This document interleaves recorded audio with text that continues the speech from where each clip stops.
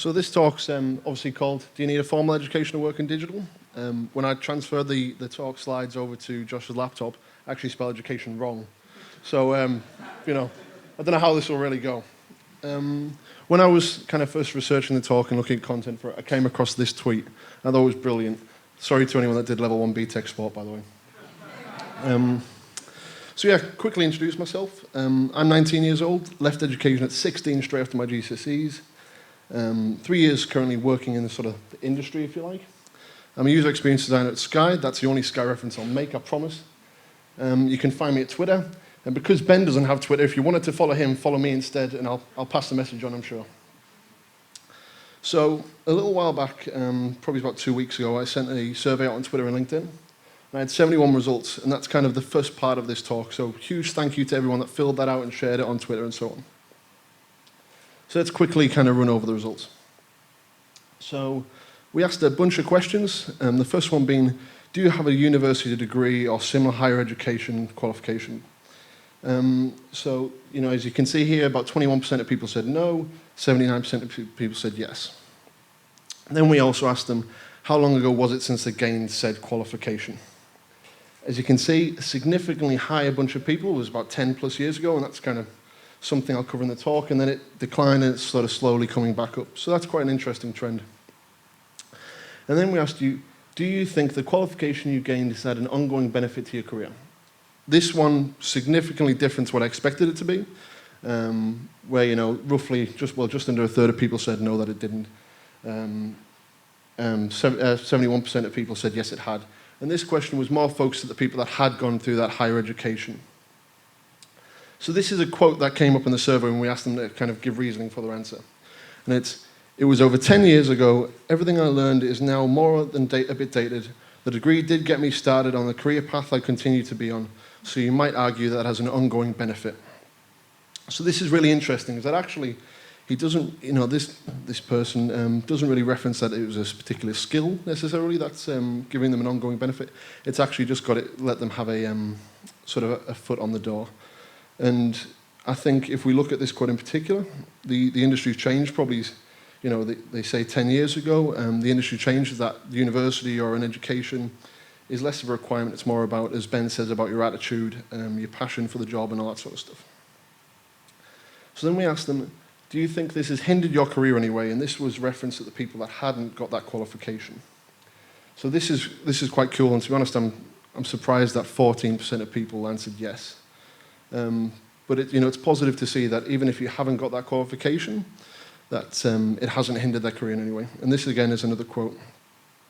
So anyone I ever worked with has confessed to learning more in the industry or in their own time rather than agree even in the relevant subject. So this is again is a quote from the survey when asked to kind of give some reasoning behind your answer. And then we asked, looking back, would you still make the same decision regarding education and so on? And again, quite interesting. I expected the no's to be high. The no's to be higher, but we got about 13% there, and then 87% with the yeses. And again, this quote here. So I spent a long time paying back student-related debts. The experience of moving away from home, 10 pints a night, taught me more than my degree itself. This has made me a well-rounded person, manager there and today. So this right here is the answer that kind of built a trend up. Is that everyone I spoke to, it's about this social life of moving away from home, going out drinking, all that sort of stuff, and having that sort of responsibility. So as we kind of move on to the talk and away from those results, again, thank you to everyone that filled them out. Kind of quickly what I'm going to cover. So this is kind of my opinions, my experiences, and what I've done. So experience versus education, the importance of mentors, the industry is the most up-to-date curriculum, what's worth £40,000 to £50,000, and the value of making real mistakes. So if we start with education versus experience. So for me, I left, as I say, with my GCSE straight away.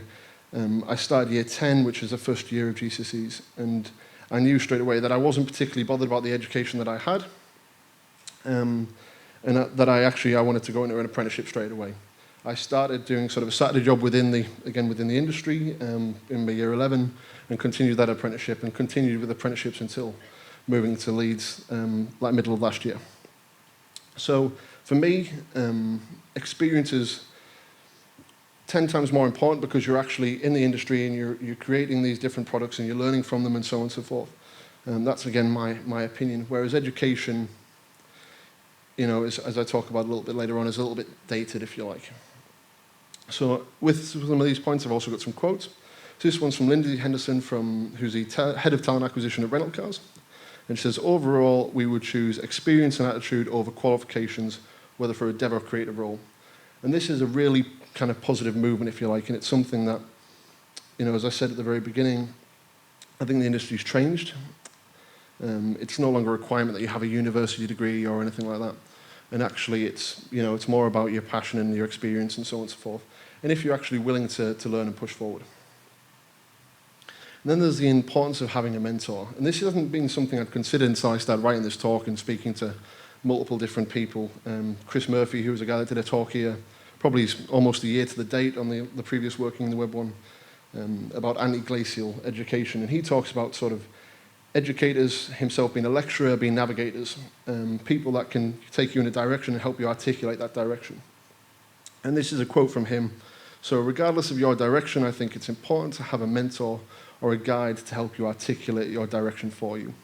And I think this is something that is super important about education, is that if you don't really know where you want to be, then going to university, having a lecturer that can guide you, and working with people that are friends of the industry, it can help you say, you don't know whether you want to be a front-end developer or a UI designer, for example, two relatively similar subjects, if you want to say. And it can help you guide that and experience different things and go from there. And then there's the other point of the industry has the most up-to-date curriculum. Chris's talk is all about anti-glacial education and how education moves so slowly because that's just the way academia works. And again, a quote. So, we can't keep up on all new technologies and technical skills. The job of academic doesn't currently allow this.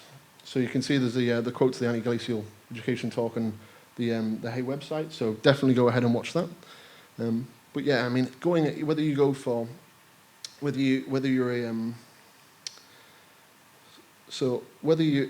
university or whether you stay at Hay, whether you stay within the industry and do an apprenticeship, you're actually learning what's relevant. You're doing something that's relevant to the industry at that date, not something that was written 3, 4, 5, 10 years ago, whatever it may be. So you're constantly learning what's new, instead of coming out of university and then having to relearn a lot of different things. And then there's this concept of what's worth £40,000 to £50,000 worth of debt. And when I spoke with Chris, who, by the way, is banned from asking questions at the end of this talk, what he got out of university. And actually, as many people did, he said the social life. Been moving away from home and so on and so forth. And back when, Chris, correct me if I'm wrong, but when you did your university, I think it was about £12,000 worth of debt that you came out with. 12,600 was it? £6,000 worth of debt, sorry. So that's quite relatively manageable over the period of time. Whereas now you're probably talking £40,000 to £50,000 worth of debt when you look at your maintenance fees and so on and so forth. And I've heard talk about them cutting that as well. So is a social life and moving away from home really worth that amount of money? My opinion is a solid no. Not saying I've done it the right way or the wrong way, but I moved away at 18, moved to Leeds, which is about 70 miles from where I live, or where my family and parents live. I moved in, got a social life in Leeds, away from home, made lots of new friends and so on and so forth. So there are other ways to do it, whether it's through an apprenticeship or just really getting out there and building up your own portfolio and gaining experience in that way. And then, of course, as Ben talks about in his talk as well, there is the value of making sort of what I'm calling real mistakes. When you go to university, and obviously I haven't, it's my view of it is that we're not actually promoting the fact that you're creating stuff and you're learning. And part of my job day to day is putting stuff in front of users and proving that I'm wrong and then learning from that. Or putting it in front of stakeholders and telling me, that's rubbish, it doesn't align with our business objectives or whatever it may be. So the fact that you're not learning real mistakes and you're just making something that you think may look good can be a bit of an issue. And then there's this quote from Sir Ken Robinson, who did a TED talk about, questioning, do schools kill creativity, where mistakes are the worst thing that you can make in the national education system. Now, this was certainly true when I was doing my GCSEs, and possibly A-levels, maybe not as much, for example, for university. But, it's the idea of that, if you make a mistake, and this maybe isn't as much creatives, or in the creative sort of qualifications, but you're actually marked down for it and so on and so forth. So, it's not about picking yourself up and learning about it. It can be quite a hindrance to you. And in the talk, which is definitely worth watching, Ken Robinson talks about the idea of everyone is born creative, but school kind of takes it out of them. And he's a professor, so... So to quickly recap on those few points. So education isn't as much a requirement as it once was. I think that's certainly my stand on it. It'd be great to hear what your guys' stand on it is. If you haven't already, get a mentor. They're super useful. I'm currently in the process of sort of, hooking myself up with a few mentors. So I'm looking at having my weakest point within design is visual. So I'm looking at getting someone that can teach me more visual design stuff outside of Sky. And I'm looking at someone that can look at sort of the business side of it as well and all those different things. So definitely get a mentor. And then make some mistakes and learn from it. I make the joke that since starting where I have, I've become 6 times the designer I was because I'm putting stuff in front of users a lot more often. And you're learning from that and you're proving yourself wrong and so on. So get out there and make some mistakes and learn from it. And then working in the industry is the most up-to-date curriculum. As I said before, something that's written 3 or 4 or 5 years ago, you could have to relearn that when you get into the industry. So try and keep up to date by actually working in the industry. And then make stuff, and I put in brackets, happen for the people that, aren't necessarily a creative or a developer, maybe you're a project manager or something like that. But just, actually get stuff out there and, do stuff instead of just building some pretty portfolio from university. Not saying that's necessarily a bad thing, but you're definitely going to get more benefit from actually building stuff that people are using. And just, on that top one about education, obviously there are always going to be professions where, say, medical and so on, that actually you have to have a degree and such forth. So, I'm not saying that that's for this. This is purely digital and creative sectors. And then there's this quote that I kind of want to finish on. The team that I work with get absolutely sick of me quoting Johnny Ive all of the time. But the quote is, "It's just tragic that you can spend 4 years of your life studying the design of 3-dimensional objects and not make one." This was from an article or an interview that Johnny Ive did around his opinion on design education. He calls it tragic. And this is obviously down to industrial design and product design. But actually it relates to web design and UX and so on as well. Is that, you're creating these products or these web applications that are used on, multiple devices by multiple different people with accessibility issues and so on, and possibly in different languages, and all these different things. So you are creating a 3-dimensional product, not just a pretty Photoshop visual.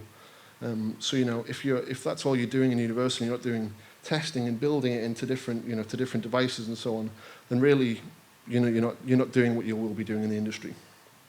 So trying, even if you do go to university and do education, then still, go out there and like Ben did, offer to do some stuff for free. Work for companies and say, okay, I'll do this for free if you can allow me to put it on your portfolio and stuff like that. And then, so do you need an education to work in digital? So I was working on these slides yesterday or last night at 12:30, and I realised I hadn't actually answered the question. So I put these in at the end, so they're a bit basic. But in my honest opinion, no, you don't need a formal education. I know I watched the talk by Richard Eskins, who also did it along with Chris, and he turns around as a senior lecturer at Manchester University and turns around and says, absolutely not, you don't. Now, don't get me wrong, there are pros and cons that could go a lot longer than this event ever could about whether to go to university or not. But I think if the only real reason I would say to go to university is that if you don't really know what you want to do and you need experience of a lot of different things. If it's for the social life, if it's for moving away from home, get an apprenticeship, move to the city or move out of the city. There are loads of places looking for really talented young individuals, trying to get their foot in the door and move up the ladder and that sort of thing. So don't think there isn't, because there absolutely is. But as I say, if if you don't have the direction yet, then go to university and get someone to help you articulate that direction. And then you'll probably just come out of it and say, okay, cool, I now want to be a front-end developer. And it might be that in 10 years' time, or in 5 years' time, that actually you decide, I don't want to be a front-end developer anymore. I want to do project management, or I want to do, product management, product ownership, and stuff like that. So, it doesn't really matter if you change around, and if you could argue that having a university degree will help you in the long term if you do decide to switch careers. But if you're working in digital, then and you're having an understanding and being sort of a T-shaped person, if you like, then I don't really see the need to be in education. So that's kind of my opinion on it. Just wanted to say a huge thanks to a bunch of people over on the left there that helped me out by answering a bunch of emails, calls and stuff like that. And obviously a big thanks to Josh and the team for putting on tonight and letting the four of us talk tonight. It's a great event as always. Yeah, thank you very much.